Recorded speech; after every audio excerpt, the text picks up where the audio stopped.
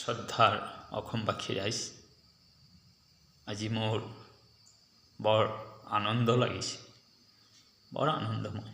কিয় আজি বিহাৰৰ যে ভোট গণনা হৈছে তেতিয়াৰ পৰা বৰ চিন্তা কৰি আছিল যে আনন্দ মিশ্ৰ যাতে জয় হৈ আহে, ভগৱানকো কৈছিল।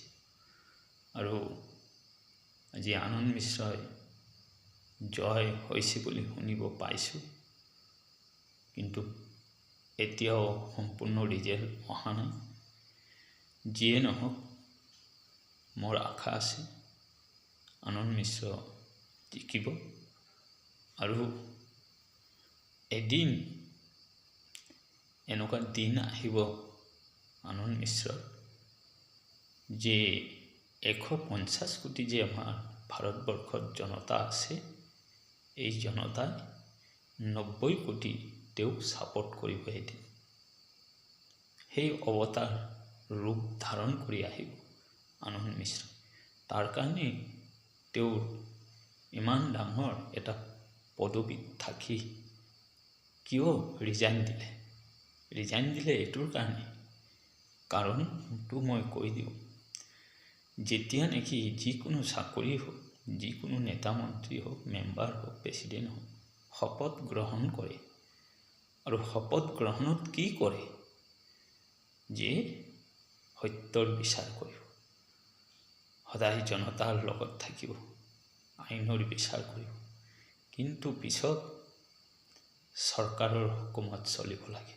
যিমান ডাঙৰ নেতা হ'লেও, মানে চাকৰিয়াল হ'লেও, তেওঁ সেই 5 বছৰ যে আজি নেতা মন্ত্ৰী হ'ব, তেওঁৰ তলতে থাকিব লাগে, তেওঁৰ হুকুমত। এইকাৰণে আনন্দ মিশ্ৰই ভাবিলে যে এনেকুৱা চাকৰি কৰি মোৰ লাভ নাই। কিয়? মই এই অন্যায় কামবোৰ কৰিব নোৱাৰোঁ আৰু মোৰ ভালো নালাগে। বাদ দিয়া এই চাকৰি। মই এদিন নিজেই চেষ্টা কৰিম যাতে ময়ো নেতা হ'ব পাৰোঁ। আৰু যেইদিনা মই নেতা হৈ আহিব পাৰোঁ যদি, তেতিয়াহ'লে আইন কি বস্তু, আইনটোক দেখাব। এই আনন্দ মিশ্ৰই দেখাব। এতিয়া আনন্দ মিশ্ৰই য'ত নেকি তেওঁৰ আজি যিকোনো একটা পদবীত থাকিব নহয়, তেতিয়াহ'লে সেইখিনি প্ৰশাসনক তেওঁ কণ্ট্ৰল কৰি ৰাখিব। মানে ন্যায় বিচাৰ হ'ব লাগিব, অন্যায় বিচাৰ যাতে কৰিব নোৱাৰে। সেইকাৰণে আজি আনন্দ মিশ্ৰ ৰাজনীতিত গুচি গ'ল, বুজিছে? কিয়? শপত খাই এটা, কাম কৰে এটা। এই পাপত কোনে থাকে? সেইকাৰণে বাদ দিছে। এই সাধাৰণ এটা পেট ভৰাবৰ কাৰণে এই অন্যায়বোৰ কিয় কৰিব লাগে? আৰু ৰাইজৰ হাওবোৰ কিয় মই ল'ব লাগে? তেতিয়া তেওঁ আছিল এটা সত্যবাদী, আৰু তাৰ কাৰণে যি চাকৰি এৰি তেওঁ ভাল এটা কাম কৰিছে আৰু জিকিছে যে মোৰ বৰ ভাল লাগিছে। মইতো অসমৰ, মই হয় তেওঁৰ লগত কেতিয়াও লগ হোৱা নাই। বৰ ইচ্ছা আছিল লগ কৰিবলৈ। যেতিয়া লখিমপুৰত আছিল, মই গুৰেশ্বৰ আছিলোঁ শিৱ মন্দিৰত, আৰু বহুত ভাবিছিলোঁ যে এবাৰ তেওঁৰ একদম সন্মুখত যদি দুটা কথা শুনিলোহেঁতেন বৰ মোৰ ভাল লাগিলেহেঁতেন। বহুত ভাবিছিলোঁ, কিন্তু কপালত নাই। আজি যিয়ে নহওক, আজি তেওঁ অসমতেই আছিল, তেওঁতো চাকৰি আছিল, কাৰ্যকালত চলাই আছিল।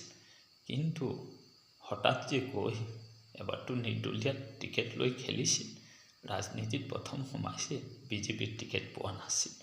কিন্তু এতিয়া বিজেপিত পায়, আৰু ৰাইজে তেওঁক বহুত সহায় কৰিলে।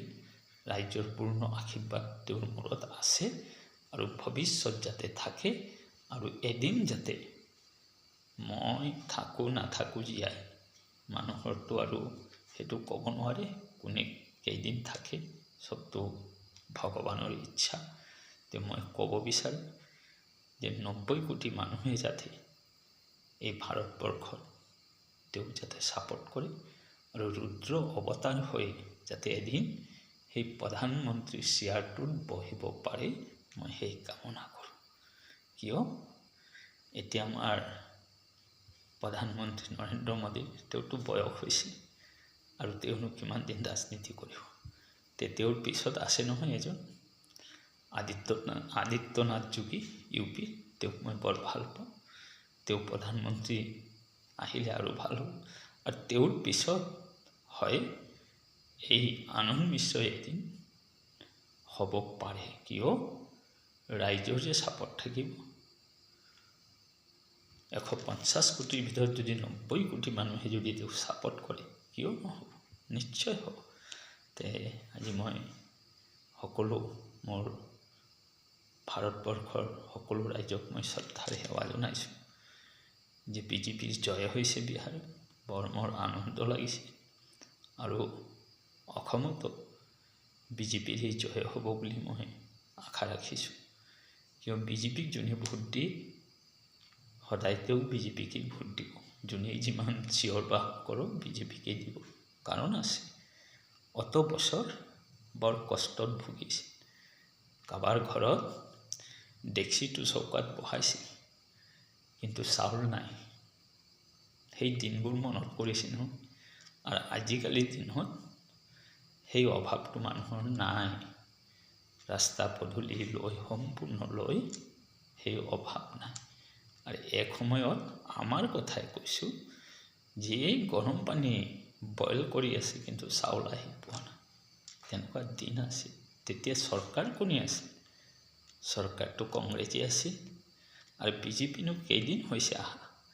আজি BJP কি কৰি দেখালে? আগত ধনী মানুহ তেওঁ যদি ইণ্টাৰভিউত পাছ নহ'লেও ঘোচ দি চাকৰি পাইছিল। আৰু দুখীয়া ল'ৰাবোৰ ইমান ইণ্টাৰভিউত পাছ কৰিছে, কিন্তু টকা দিব নোৱাৰি যে চাকৰি পোৱা নাই। সেই অৰুণাচলত কুন্দা কাটিব যায়, লোকৰ হালোৱা থাকে, হাল মাৰি MA BA পঢ়া ল'ৰাবোৰ। কিমান দুখৰ কথা। আৰু আজি এই BJP চৰকাৰ অহাৰ পিছত এটকা নালাগে, এটকা পইচা নালাগে ঘোচ। তেতিয়াহ'লে আৰু কিনো লাগে মানুহৰ?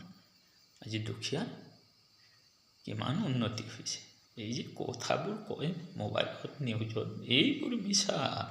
এইবোৰ মুখ আছে কথা কৈ দিছে, কিন্তু যাৰ নেকি ব্ৰেইনত আছে তেওঁ সদায় ভাবিব যে অত বছৰ যে কষ্ট কৰিছিলোঁ আৰু এতিয়া আমাৰ সুখৰ দিন আহি আছে, সেইটোৱে ভাবিব আৰু BJPক ভোট দিব। মই এইখিনি কৈ ৰাখোঁ। কথা ক'লে ঢেৰ আছে আৰু কম। কিয় যিমানেই ইলেকশ্যন আহে আমাৰ ৰাহুল বাবা অকল BJPৰ বদনাম গায়। এইটো চোৰ, সেইটো চোৰ, এইটো চোৰ, ভোট চোৰ, অকল জিকিলেই ভোট চোৰ। অত বছৰ যে কংগ্ৰেছ জিকিছিলে তেতিয়া তেওঁলোককতো কোনে চোৰ কৈছিলে? তেওঁলোককতো চোৰ কোৱা নাছিল। আৰু BJPক ৰাইজে ভোট দিয়ে, জিকে, ৰাইজে ভাল পায়। এতিয়া প্ৰধানমন্ত্ৰী ভোট চোৰ। এইবোৰ কথা কৈ যিমান ক'ব ইমানেই তললৈ যাব, তলত। ওপৰত উঠিব নোৱাৰে, কেতিয়াও নোৱাৰে। তেওঁ কি কেম্পিং কৰিব লাগিব ৰাহুল বাবা, সেইটো মই এদিন বেলেগ আকৌ ভিডিঅ'ত দিম। ৰাইজে শুনিব কথাখিনি, যে মই কি কৈ দিওঁ। সেই কথাখিনি যাতে তেওঁ কৈ যায়, তেতিয়া ৰাইজে ভোট দিব পাৰে তেওঁ, নহ'লে তেওঁক কেতিয়াও ভোট নিদিব। মই এইখিনি কৈ ৰাখোঁ। আৰু আজি বৰ মোৰ আনন্দৰ দিন যে আনন্দ মিশ্ৰ যে পাইছে, বৰ মোৰ ভাল লাগিছে। মইতো অসমৰ, তেওঁতো বিহাৰ। হ'লে কি হ'ব? মই ভাৰতৰ, মই ভাৰতবাসী। তেতিয়াহ'লে তেওঁ মোৰেই সন্তান, মোৰেই ভাই। বৰ ভাল। সকলো ৰাইজক মই শ্ৰদ্ধাৰে সেৱা জনাইছোঁ যে ৰাইজৰ সহায় সহযোগিতা আছিল আৰু সকলো ৰাইজৰ চৰণৰ আশীৰ্বাদ তেওঁৰ মূৰত আছিল। আৰু তাৰ কাৰণে তেওঁ আজি জিকিব পাৰিছে। আৰু এতিয়া ভাল যাতে ৰাইজৰ কামবোৰ কৰে, সদায় যাতে দুখীয়াৰ দুখবোৰ আঁতৰি যায় আৰু উচিত যাতে বিচাৰ কৰে, আইনৰ যাতে বিচাৰ কৰে, আইন যাতে হাৰি যাব নোৱাৰে, সি যিখিনিত থাকিব তাত যাতে আইনৰ দুৰ্নীতি নহয় সেই কামনা মই কৰোঁ। মোৰ শ্ৰদ্ধাৰ সেৱা থাকিল। শিৱ ভগৱান মা পাৰ্বতী মাৰ চৰণৰ আশীৰ্বাদ যাতে সকলো দেশবাসীৰ মূৰত থাকে। মোৰ আনন্দ মিশ্ৰ তেওঁৰ মূৰতো যাতে শিৱ ভগৱানৰ চৰণৰ আশীৰ্বাদ, মা পাৰ্বতী মাৰ চৰণৰ আশীৰ্বাদ যাতে থাকে আৰু এদিন যাতে প্ৰধানমন্ত্ৰীৰ চেয়াৰখন তেওঁ পায়, মই সেই কামনা কৰোঁ। ওম শিৱায় নমঃ, ওম শিৱায় নমঃ, ওম শিৱায়, ওম শান্তি, ওম শান্তি, ওম শান্তি।